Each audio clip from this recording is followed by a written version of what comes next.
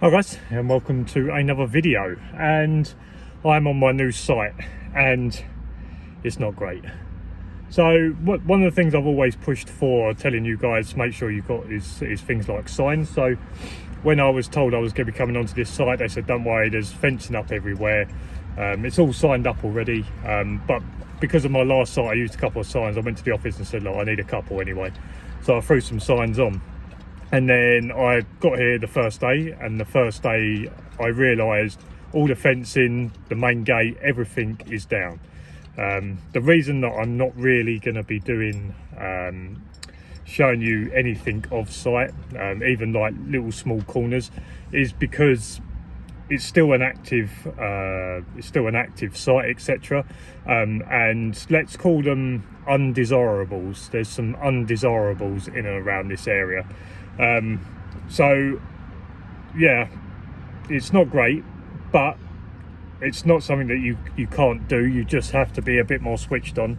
The reason that I was sent to this site, now take this as you will, is that the client said I need a good handler for this site, and I understand what he means by now, because like I say, it's not in a great area, which is the reason why my stab vest is on and is not coming off, and the reason why this is on and it's not coming off, because there could be a chance that I might have to jump out quickly and have to react.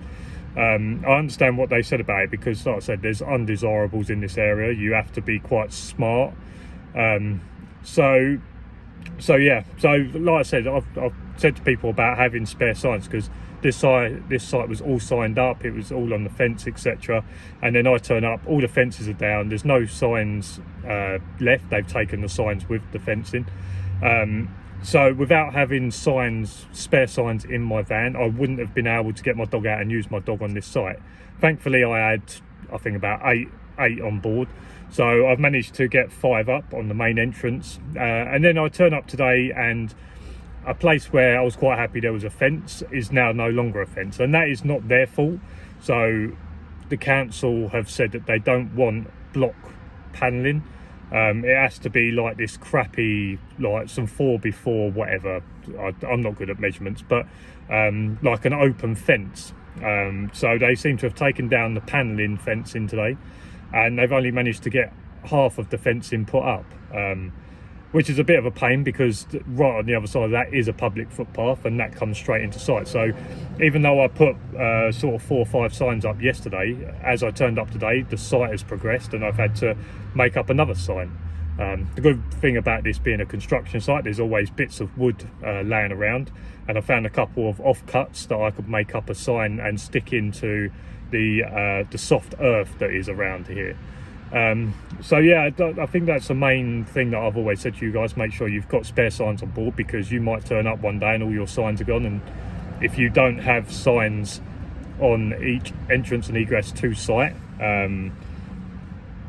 you can't get your dog out, you can't use your dog. So you have to make sure that you've got it aware. Even today, like the one that I've made up and stuck into the turf, it's not an entrance and egress to site, but there's a public footpath right next to site with no fencing. So it's smart that there's a chance that someone might be walking down that footpath and decide to walk on. So the best thing to do is to put a sign right in front of them that says this site is patrolled by security dogs, etc, etc, etc. So I think that's one of the main things I started last night. Something interesting that happened was, on this site they've got CCTV that is monitored remotely, and it got to about maybe 9:30, 10 o'clock, maybe a bit earlier than that, maybe about 9ish, and I got a phone call from my central control, and they said, have you reported a trespasser on site? And I was like, no.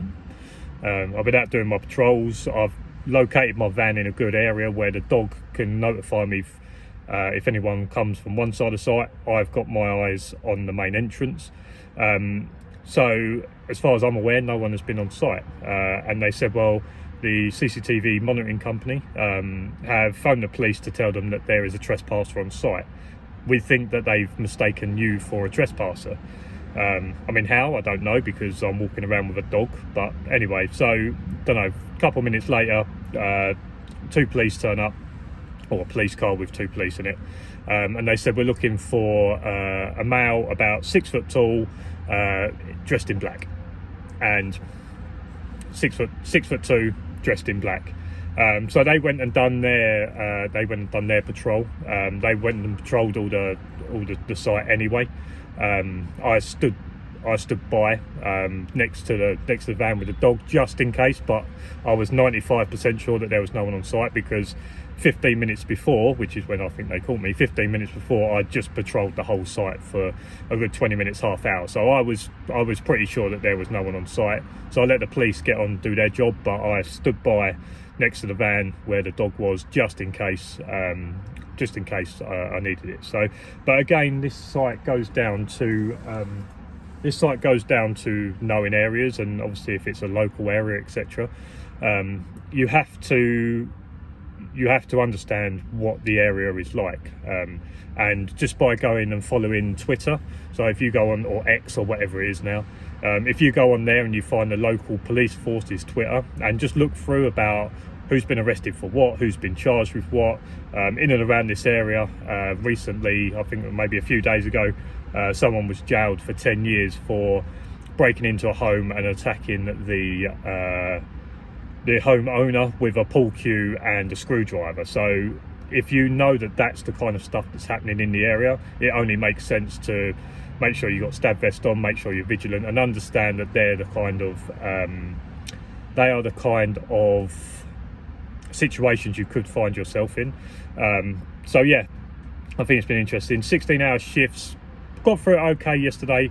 Had a okayish sleep, so I slept for about 5 hours probably today, somewhere between like 9 and 2 I think I was asleep for, which is not good if you're not used to it, but everyone knows, if you've been following me for a while, that my previous site was 15 hours, and that was my setup then. So this new setup to working and sleeping is not too dissimilar. I'm about half hour to 45 minutes from my home, so 16 hours, so let's call that 17 and a half. When I was doing 15 hours, I was about an hour each way, but hour to 45 minutes from my house, so I was out the house for like 17 and a half, 18 hours. So I'm quite used to this, and I think that by doing a variety of different lengths of shifts is always beneficial to you, because you learn how to deal with certain sleeping patterns. You know how to go back to it. So I was doing 15-hour shifts, and then I've been doing 12 hours probably for the last 8 months or whatever it is. No, maybe not even that, like 6 months, etc. But coming to somewhere where it's 16-hour shifts, I understand what my sleeping pattern is going to be. I understand how to work my sleeping pattern, and obviously sorting the dogs out in between. It's been a bit different because I've got Ollie this time, but this is where having a good wife, partner, girlfriend or whatever it is comes in handy, that she will get up a little bit earlier to take Ollie for a walk in the mornings. Because what I used to do is I used to get home from work, take Ollie for a walk, come back, feed him, then go to bed. I don't really have that luxury now. So having a good fiance that I've got, is she's going to get up earlier, take Ollie for the walk in the morning, so that when I get home I can just feed the dogs, and both dogs are already exercised, or they've done all the toilets that they need to, therefore I can go straight to bed. So having an understanding partner on 16-hour shifts is also helpful if you've got stuff that needs to happen at home, for example babies, puppies, other dogs, whatever it is. But yeah, I just thought I'll give you a bit of an update on the start of this site. I think the main things to take from this video is always make sure that you've got signs, spare signs, because like I say, if I turned up with no spare signs, there's no way I would have been able to work my dog. So make sure you're having spare signs, and I would always say make sure, depending on the size of the site, I'd say make sure you've always got at least maybe between 7 and 10.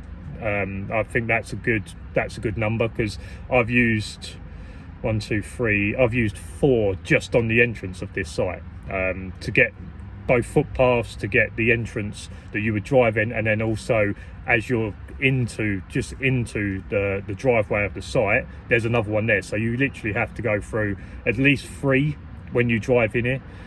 But both footpaths are obviously always are covered as well, and then out the back I've got another one, to make sure that within reason any any way that someone will walk on or that makes sense, there is a sign there. So yeah, and obviously just dotted around. So if you've got spare signs, try and get between 6 and 10 on board. If your company's like mine, they've got hundreds, so them giving you 10 signs and you storing them in the van is no great big, it's not a massive deal. So yeah, make sure you've got plenty of signs on site. Make sure that if you're going to a new area that you understand it. Follow their X or their Twitter. I'm just going to call it Twitter because no one calls it X. Make sure you follow like the local police Twitter so that you understand what people are being arrested for, what people are being charged for in that area, so you get a feel for it as well. But yeah, like I say, I think this site's going to be forever changing. There's going to be different stuff happening all the time, and you have to be reactive to that, so making sure you've got stuff on board that you can react to that kind of stuff. And yeah, I think it's going to be an interesting site, but forever changing. So guys, I think that's going to be this for this video. I thought I'd just give you a bit of a talk through how this site has sort of progressed over the sort of last 24 hours. And yeah, thank you for watching. If you like this video, make sure you subscribe down below. Down below will be my Patreon details. If you want to help support what I do and you get some information, you feel that the information that I give you is helpful and you want to help me out, that would be great. But as for now, I'll see you again next week. Cheers for watching. See you later.